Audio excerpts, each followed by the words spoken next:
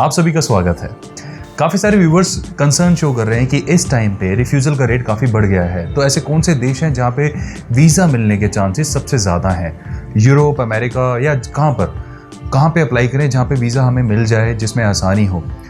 क्योंकि काफ़ी सारा ट्रेंड बदल चुका है। शुरू में काफ़ी वीज़ा अप्रूवल रेट एकदम से हाई थे, अब एकदम से डाउन हो चुके हैं। ऐसे काफ़ी सारे व्यूवर्स ने अपना कंसर्न शो किया है। तो इस वीडियो में हम ये सारी चीज़ डिस्कस करेंगे और ये जानेंगे कि कौन से ऐसे देश हैं जहाँ पे वीज़ा लगाना इस वक्त सबसे ज़्यादा प्रोडक्टिव रहेगा, जहाँ पे सक्सेस के सबसे ज़्यादा चांसेस हैं और जहाँ पे रिफ्यूज़ल का सबसे कम रेशियो चल रहा है ये चीज़।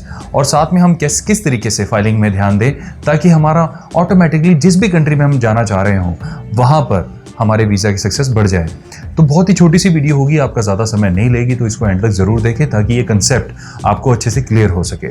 अगर आप नए दर्शक हैं हमारे तो इस चैनल को सब्सक्राइब कर सकते हैं क्योंकि ऐसी इन्फॉर्मेटिव वीडियोस हम लोग अपलोड करते रहते हैं। तो सबसे पहले तो आप ये जानें कि ऐसे कोई देश होते ही नहीं है जो बहुत मुश्किल हो या ऐसे देश कोई होते ही नहीं है जो बहुत आसान हो। अगर हम शेंगन की बात करें, अगर हम नॉन शेंगन कंट्रीज़ की बात करते हैं तो वीज़ा मिलना काफ़ी आसान है बहुत सारे देशों में। जैसे रशिया है, काफ़ी आसान है। टर्की भी सक्सेस रेट अच्छा देता है। इजिप्ट है, काफ़ी आसान है। इसके अलावा अगर आप थोड़ा अमेरिका की तरफ जाते हैं, कोलंबिया, बेलीज, मैक्सिको, ये काफ़ी आसान है। अभी मैक्सिको का वीज़ा विंडो ओपन नहीं हुआ है, लेकिन आमतौर पे मैक्सिको एक ईजी कंट्री में काउंट होता है। तो इन देशों में अगर आप जाते हैं तो इतना ज़्यादा प्रॉब्लम नहीं आती। लेकिन जब हम शेंगन की बात करते हैं उसमें वो सारा का सारा चेक करते हैं, फाइनेंशियल स्टेटस और फैमिली टाइज इन इंडिया, आपकी ट्रैवल हिस्ट्री, आपकी पूरी प्रोफाइल चेक करने के बाद ही वो डिसीजन लेते हैं कि आपको वीज़ा दे या ना दें, राइट। अब जैसे अभी जो ट्रेंड चल रहा है उस हिसाब से तो आप मान के चलें कि फ्रांस का सक्सेस रेट अच्छा है और रिफ्यूज़ल रेट कम है, तो आप चाहे तो फ्रांस को कंसीडर कर सकते हैं। फ्रांस के बाद स्विट्ज़रलैंड का सक्सेस रेट और रिफ्यूज़ल रेट ऑलमोस्ट बराबर पे है। पहले सक्सेस रेट अच्छा था, रिफ्यूज़ल रेट कम था, लेकिन अभी थोड़ा सा रिफ्यूज़ल बढ़ा है, तो ये ऑलमोस्ट आप कह सकते हैं एट पार है। नीदरलैंड्स का थोड़ा रिफ्यूज़ल रेट थोड़ा सा ज़्यादा है। अगर हम बात करें हंगरी की तो उसका भी रिफ्यूज़ल रेट थोड़ा सा ज़्यादा है। जर्मनी रिफ्यूज़ल से अप्रूवल थोड़े से ज़्यादा हैं। स्पेन बैलेंस्ड है, यानी अप्रूवल भी उतने ही है जितने रिफ्यूज़ल हो रहे हैं, आमतौर पे बैलेंस्ड है। उसके अलावा अभी रिसेंटली थोड़े दिन पहले ग्रीस भी ओपन हुआ है जिसके ऊपर फ्रेश इंफॉर्मेशन बहुत ही जल्द अपलोड होगी। उसके ऊपर अभी कुछ भी कमेंट करना थोड़ा सा मुश्किल है क्योंकि रिसेंटली अभी ओपन हुआ है, तो थोड़ा सा टाइम हमें चाहिए ताकि हम मार्केट के ट्रेंड्स के अकॉर्डिंगली आपको इन्फॉर्मेशन दे सकें। यूके का अप्रूवल रेट थोड़ा सा बेटर है और रिफ्यूज़ल रेट थोड़ा सा कम है।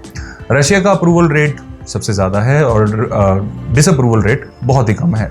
टर्की का अप्रूवल रेट काफ़ी अच्छा है, डिसअप्रूवल रेट बहुत कम है। इजिप्ट का अगर आप अकेले जाते हैं तो डिसअप्रूवल रेट काफ़ी ज़्यादा है, अप्रूवल मुश्किल मिलेगा। लेकिन अगर आप किसी के साथ जाते हैं या ग्रुप का हिस्सा बन के जाते हैं तो बहुत ही आसानी से वीज़ा आपको मिल जाएगा। दुबई में कोई प्रॉब्लम नहीं है, वीज़ा आसानी से मिल रहे हैं, आप चाहें तो वहाँ का वीज़ा लगा सकते हैं। मालदीव्स वीज़ा की कोई रिक्वायरमेंट ही नहीं है। श्रीलंका में अप्रूवल रेट काफ़ी अच्छा है, आप चाहें तो ई वीज़ा ले सकते हैं, कोई दिक्कत नहीं है। उज़्बेकिस्तान का बिजनेस वीज़ा इस वक्त प्रैक्टिस में है। बिजनेस वीज़ा पे आपको टूरिज्म भी अलाउ किया जाता है, अगर आप चाहें तो उस पर एनरोल कर सकते हैं, but you must have an invitation from a Uzbek company, आपको ये ध्यान रखना होगा। अगर आप लगाते हैं उनकी इन्विटेशन के साथ तो इसका अप्रूवल रेट बहुत ही अच्छा है और रेयर ही कोई केस है जो डिसअप्रूव होता है। अगर हम बात करें अफ्रीका की, थोड़े साउथ में जाएं तो अभी मॉरिशस के लिए तो टूरिज्म रिज्यूम नहीं हुआ है। अगर आप जाते हैं तो आपको क्वारंटीन फेस करना पड़ सकता है, इंडिया से डायरेक्ट जाते हैं तो। साउथ अफ्रीका का वीज़ा अप्रूवल काफ़ी अच्छा है और रिजेक्शन काफ़ी कम है, लेकिन फिर भी रिजेक्शन हो सकते हैं अगर आपकी फाइल इनकम्प्लीट बनी हो तो। कौन से ऐसे देश हैं जो इस वक्त काफ़ी डिफिकल्ट हैं, जहाँ पे वीज़ा लगाना थोड़ा सा मुश्किल है इस वक्त? जैसे कनाडा है, हो सकता है आपको अपॉइंटमेंट मिल जाए कनाडा की, लेकिन उनका अप्रूवल रेट इस वक्त काफ़ी कम है। नीदरलैंड्स है, उनका अप्रूवल रेट काफ़ी कम है और रिफ्यूज़ल रेट काफ़ी ज़्यादा है, तो आपको ध्यान रखना होगा। उसके बाद स्पेन का ऑल्दो बैलेंस में है बट फिर भी अप्रूवल रेट उसी केसेस में अच्छा है जिसमें प्रोफाइल वाकई में अच्छी है। यानी आपने पहले अगर शेंगन में या एटलीस्ट यूरोप में या यूरोपियन यूनियन की किसी कंट्री में, चाहे वो नॉन शेंगन ही क्यों ना हो, अगर आपने ट्रैवल किया हुआ है तो उस केस में देखा गया है कि स्पेन का काफ़ी अच्छा अप्रूवल हो जाता है। यूएस में आमतौर पर भी अपॉइंटमेंट्स अवेलेबल नहीं है, मतलब बिल्कुल नज़दीक की, थोड़ी दूर दूर की अपॉइंटमेंट अवेलेबल है। तो मैं आपको ये चीज़ इन्फॉर्म करना चाहता हूँ कि अगर आपका जाने का रीज़न जेन्युइन है, ट्रैवल हिस्ट्री और फाइनेंशियल स्टेटस आपके अच्छे हैं, तो उस केस में यूएस का वीज़ा मिलना बिल्कुल भी मुश्किल नहीं होता और उसका अप्रूवल रेट हमेशा अच्छा ही रहेगा। लेकिन अगर यहाँ पे आपकी कमी है तो फिर अगेन इंटरव्यू क्लियर होना थोड़ा सा मुश्किल हो सकता है। वीज़ा फाइलिंग बनाते वक्त बस इन 2-4 चीज़ों का ध्यान रखना है कि आपकी अकाउंट स्टेटमेंट अपडेटेड हो, लास्ट राउंड में कोई एकदम से ट्रांजेक्शन ना हुई हो, आपने अपने जो भी बिजनेस के प्रूफ लगाए हैं वो बिल्कुल रीसेंट ना हो, 2-4 महीने पुराने ना हो, तो उस केस में काउंसलर को थोड़ा अच्छा इंप्रेशन नहीं पड़ता।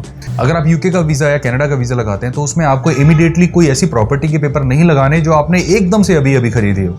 उससे काउंसलर को इंप्रेशन जाता है कि आपने वीज़ा को अप्रूवल देने के लिए ही ये अभी रिसेंट इन्वेस्टमेंट की है, तो वो थोड़ा सा अवॉइड करें। आप अगर प्रॉपर्टी अभी रिसेंटली ली है तो थोड़ा सा गैप दे, 3-4 महीने का या 6 महीने का, उसके बाद अप्लाई करेंगे तो I am very much sure कि रिजल्ट आपके फेवर में आएगा। होटल्स अगर आप लेते हैं, आपने ध्यान रखना होगा कि होटल्स आपके उस एरिया में हो जो सिटी के अंदर आता हो। सिटी से बाहर होटल लेने का कोई फायदा नहीं होता, चाहे वो सस्ते भी मिल रहे हो। आमतौर पे लोग ये गलती करते हैं जब वो booking.com या किसी और ऐसी ऑनलाइन वेबसाइट पे जाते हैं, क्योंकि वहाँ पे वो सस्ते होटल ढूंढते हैं कि होटल से एम्स्टरडेम ढूंढ लिया। अब एम्स्टरडेम के अंदर होटल है या बाहर है या एयरपोर्ट के पास है, वो कॉस्ट देखते हैं और उठा लेते हैं।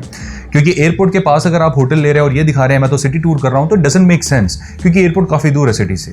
तो उसमें आप वहां पे टैक्सी लेंगे जो कि ऑलरेडी काफी एक्सपेंसिव है, तो इससे काउंसलर को डाउट होगा कि आपने अपना प्लान ढंग से नहीं किया हुआ।